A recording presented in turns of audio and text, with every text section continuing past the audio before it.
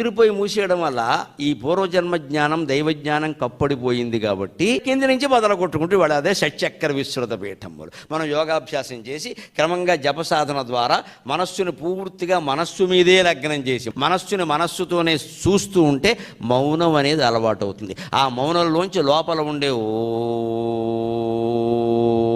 అనే ఒక దివ్యనాదం వినబడుతుంది. మన దృష్టి పూర్తిగా దాని మీదే ఉండాలి. ఆ ఓంకారాన్ని కనుక పూర్తిగా పైకి వెళ్ళేలా సాధన చేయగలిగామంటే అది మూలాధార చక్రాన్ని, స్వాధిష్టాన చక్రాన్ని, మణిపూర చక్రాన్ని, అనాహత చక్రాన్ని, విశుద్ధి చక్రాన్ని దాటుకుని భూమధ్యం వరకు వెళితే అమ్మవారి స్థానంలో కూర్చున్నట్టే, హాయిగా అమ్మవారి ఊళ్ళో కూర్చున్నట్టే.